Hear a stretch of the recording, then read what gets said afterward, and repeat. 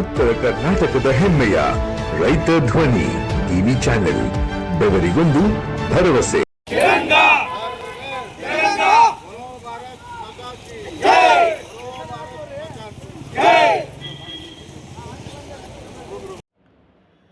ಹಾವೇರಿಯಲ್ಲಿ ಸುದ್ದಿಗೋಷ್ಠಿ ನಡೆಸಿದ ಮಾಜಿ ಮುಖ್ಯಮಂತ್ರಿ ಹಾಗೂ ಸಂಸದ ಬಸವರಾಜ ಬೊಮ್ಮಾಯಿ 2047ರ ವೇಳೆ ವಿಕಸಿತ ಭಾರತ ನಿರ್ಮಾಣಕ್ಕೆ ಪ್ರತಿಯೊಬ್ಬರೂ ಸಂಕಲ್ಪ ತೊಡಬೇಕು ಎಂದು ಕರೆ ನೀಡಿದ್ದಾರೆ.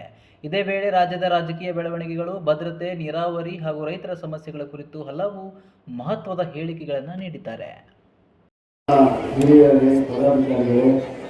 ಎಲ್ಲ ಆತ್ಮೀಯ ವಿದ್ಯಾರ್ಥಿ ಬಂಧುಗಳು, ಹೆಚ್ಚಿಗೆ ಮಾತಾಡುವಂಥ ಅವಶ್ಯಕತೆ ಇಲ್ಲ. ನೀವು ತಿರಂಗ ಯಾತ್ರೆಯಲ್ಲಿ ಪಾಲ್ಗೊಂಡಿದ್ದೇ ನಮಗೆಲ್ಲರಿಗೂ ಕೂಡ ಬಹಳ ಸಂತೋಷ ಆಗಿದೆ. ದೇಶಭಕ್ತಿಯನ್ನು ನಾವು ಪ್ರದರ್ಶನವನ್ನು ಮಾಡಿದ್ವಿ.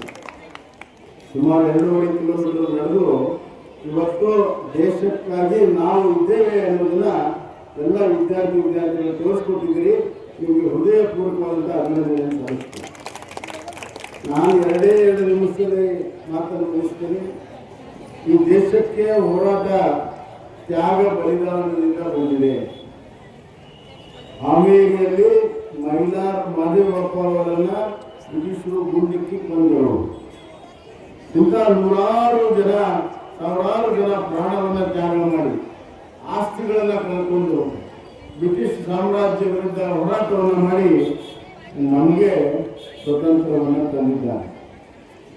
ಈಗ ಇಲ್ಲಿರೋರೆಲ್ಲರೂ ಕೂಡ ಸ್ವತಂತ್ರ ಭಾರತ ಬಂದ ಮೇಲೆ ಹುಟ್ಟಿರುವಂಥವ್ರು ನಾವೆಲ್ಲ. ನನ್ನನ್ನು ಹೇಳ್ಕೊಂಡು ಈಗ ನಮಗೆ ಬಹಳ ದೊಡ್ಡ ಜವಾಬ್ದಾರಿ ಇದೆ. ಸ್ವತಂತ್ರ ಭಾರತದಲ್ಲಿ ನಾವು ಬದುಕಿ ಬಾಳಿ ದೇಶವನ್ನ ಉನ್ನತಿಗೆ ತಗೊಂಡು ಸ್ವತಂತ್ರ ಬಂದ ಕೂಡಲೇ ಒಬ್ಬ ಪ್ರೊಫೆಸರ್ ಇದ್ದು, ಇಂಗ್ಲಿಷ್ ಪ್ರೊಫೆಸರ್, ಇಂಗ್ಲೆಂಡಿಂದ ಇರುವಂಥ ಪ್ರೊಫೆಸರ್, ಅವರ ವಿದ್ಯಾರ್ಥಿ ಕೇಳಿದರು, ಈ ದೇಶಕ್ಕಾಗಿ ಏನು ಮಾಡ್ತೀಯ? ಆ ವಿದ್ಯಾರ್ಥಿ ಹೇಳಿದ, ನಾನು ದೇಶಕ್ಕಾಗಿ ಪ್ರಾಣ ಕೊಡ್ತೀನಿ ಅಂತ. ಅವ್ರು ಹೇಳಿದ್ರು, ಗಡ್ಡ, ಈ ಸ್ವತಂತ್ರ ಬಂದಿದೆ, ಪ್ರಾಣ ಕೊಡೋದು ಬೇಡ, ದೇಶಕ್ಕಾಗಿ ಬದುಕಬೇಕು, ದೇಶಕ್ಕಾಗಿ ಬಾಳಬೇಕು, ದೇಶವನ್ನ ಕಟ್ಟುವಂತ ಕೆಲಸವನ್ನ ನೀವು ಮಾಡಬೇಕು. ಸಾಯುವ ಕಾಲ ಅಲ್ಲ, ಬದುಕಿಸುವಂತ ಕಾಲ. ಒಂದು. ಎರಡನೇದಾಗಿ, ಬಹಳ ವರ್ಷಗಳ ನಂತರ ಈ ದೇಶಕ್ಕೆ ಒಂದು ಬಲಿಷ್ಠ ನಾಯಕತ್ವ ಸಿಕ್ಕಿದೆ. ಅತ್ಯಂತ ಸದೃಢವಾಗಿರುವಂತ ಸರ್ಕಾರಗಳು ಮತ್ತು ಭಾರತವನ್ನ ಅತ್ಯಂತ ಗಟ್ಟಿಯಾಗಿ ಕಟ್ಟುವಂತ ಸಂಕಲ್ಪದೊಂದಿಗೆ ನರೇಂದ್ರ ಮೋದಿ ಆಡಳಿತ ಮಾಡ್ತಾ ಇದ್ದಾರೆ. ಒಂದು ಸರ್ಕಾರ ಅಥವಾ ಒಂದು ದೇಶ ಸಂಕಷ್ಟದಲ್ಲಿದ್ದಾಗ ಯಾವ ರೀತಿ ನಡ್ಕೊಳ್ತದೆ, ಅದು ಒಂದು ಶಕ್ತಿಯ ಪ್ರದರ್ಶನ. 2 ವಿಚಾರಗಳನ್ನು ಹೇಳ್ತೀನಿ. ಒಂದು, ಕೋವಿಡ್ ಬಂದಾಗ ಇಡೀ ಜಗತ್ತು ತತ್ತರಿಸಿ ಹೋಯ್ತು. ಅಮೆರಿಕ, ಇಂಗ್ಲೆಂಡ್ ಎಲ್ಲವೂ ತತ್ತರಿಸಿ ಹೋಯ್ತು. ಆದರೆ ಭಾರತ ಮಾತ್ರ ಗಟ್ಟಿತನ ಎದುರಿಸಿ ಆ ಕೋವಿಡ್ಗೆ ನಾವು ಇಂಜೆಕ್ಷನ್ ಅನ್ನ ತಯಾರು ಮಾಡಿ ಎಲ್ಲರಿಗೂ 130 ಕೋಟಿ ಜನರಿಗೆ ಉಚಿತವಾಗಿ ಕೋವಿಡ್ ಅನ್ನ ಟ್ರೀಟ್ಮೆಂಟ್ ಅನ್ನ ಮಾಡಿರುವಂತಹದ್ದು ದಾಖಲೆ. ಅಷ್ಟೇ ಅಲ್ಲ, ವಿದೇಶಕ್ಕೂ ಕೂಡ ನಾವು ಕಳಿಸ್ಕೊಡ್ತೀವಿ. ಕೋವಿಡ್ ನಲ್ಲಿ ಯಶಸ್ವಿ ಹೋರಾಟವನ್ನು ಮಾಡಿದ್ವಿ. ನಮ್ಮ ವಿರುದ್ಧ ಭಯೋತ್ಪಾದನೆಯನ್ನು ಮಾಡಿರುವಂತಹ ಪಾಕಿಸ್ತಾನಕ್ಕೆ ಬಾಲಾಕೋಟಲ್ಲಿ ಮತ್ತು ಆಪರೇಷನ್ ಸಿಂಧೂರ್ ಮುಖಾಂತರ ದಿಟ್ಟ ಉತ್ತರವನ್ನು ನಾವು ಕೊಟ್ಟಿದ್ದೇವೆ. ಮೂರನೇದಾಗಿ, ಇರಾನ್ ಮಾರಾದರೂ ಕೂಡ ಒಂದು ದಿವಸ ಪೆಟ್ರೋಲ್ ಬಂಕ್ ಬಂದಾಗಲಿಲ್ಲ. ಸ್ವಲ್ಪ ಗ್ಯಾಸಿಗೆ ಸಣ್ಣ ಪುಟ್ಟ ಕಿರಿಕಿರಿಗಳಾಯ್ತು, ನಾನು ಒಪ್ಕೊಳ್ತೀನಿ. ಆದರೆ ಬೇರೆ ಯಾವುದನ್ನು ಬಂದಾಗಿಲ್ಲ. ಇವತ್ತು ಪಕ್ಕದ ಬಾಂಗ್ಲಾದೇಶದಲ್ಲಿ ಡೀಸೆಲ್ ಇಲ್ಲ, ನಮ್ಗೆ ಕೇಳ್ತಾರೆ ಸ್ವಲ್ಪ ಡೀಸೆಲ್ ಕೊಡಿ.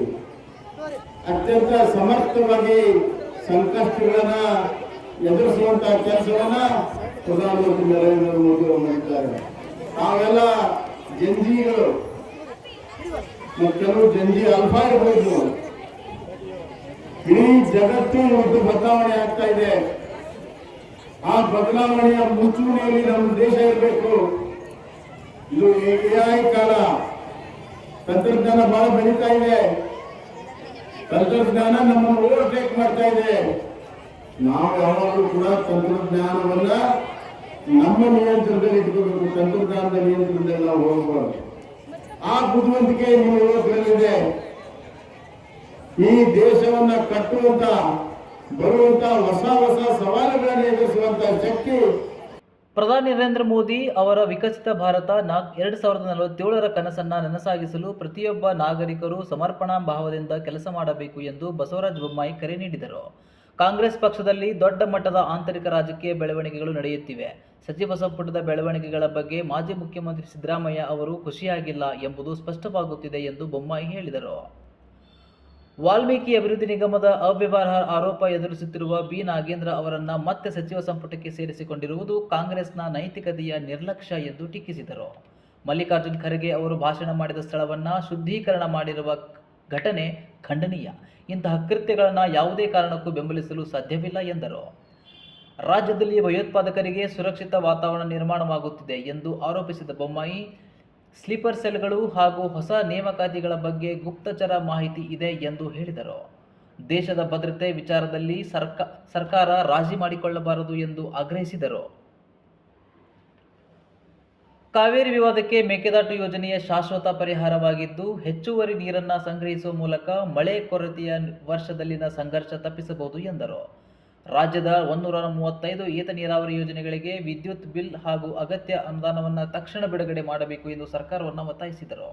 ಇದೇ ವೇಳೆ ಯೂತ್ ಫಾರ್ ನೇಷನ್ ಹಾವೇರಿ ವತಿಯಿಂದ ಆಯೋಜಿಸಿದ ರಾಷ್ಟ್ರ ಪ್ರೇಮದ ಶ್ರಾವಣ ಸಂಭ್ರಮೋತ್ಸವದ ಅಂಗವಾಗಿ ನಡೆದ ಹರ್ ಘರ್ ತಿರಂಗ ಯಾತ್ರೆಯಲ್ಲಿ ಬಸವರಾಜ ಬೊಮ್ಮಾಯಿ ಭಾಗವಹಿಸಿದರು. ಬಿಜೆಪಿ ಜಿಲ್ಲಾಧ್ಯಕ್ಷ ವಿರೂಪಾಕ್ಷಪ್ಪ ಬಳ್ಳಾರಿ, ಮಾಜಿ ಸಚಿವ ಬಿಸಿ ಪಾಟೀಲ್, ಮಾಜಿ ಶಾಸಕರಾದ ಶಿವರಾಜ್ ಸಜ್ಜನ್, ಅರುಣಕುಮಾರ್ ಪೂಜಾರ್ ಸೇರಿದಂತೆ ಹಲವು ಮುಖಂಡರು ಹಾಗೂ ವಿದ್ಯಾರ್ಥಿಗಳು ಯಾತ್ರೆಯಲ್ಲಿ ಪಾಲ್ಗೊಂಡರು. ಒಟ್ಟಿನಲ್ಲಿ ವಿಕಸಿತ ಭಾರತ ಸಂಕಲ್ಪದಿಂದ ಹಿಡಿದು ರಾಜ್ಯದ ರಾಜಕೀಯ ಬೆಳವಣಿಗೆ, ಭದ್ರತೆ, ನೀರಾವರಿ ಮತ್ತು ಅಡಿಕೆ ಬೆಳೆಗಾರರ ಸಮಸ್ಯೆಗಳವರೆಗೆ ಬಸವರಾಜ ಬೊಮ್ಮಾಯಿ ಹಲವು ವಿಚಾರಗಳ ಕುರಿತು ಸರ್ಕಾರದ ವಿರುದ್ಧ ವಾಗ್ದಾಳಿ ನಡೆಸಿದ್ದಾರೆ. ರೈತ ಧ್ವನಿ ಮೀಡಿಯಾ ನ್ಯೂಸ್, ನಾನು ಶಶಾಂಕ್ ಆರ್ಕೆ.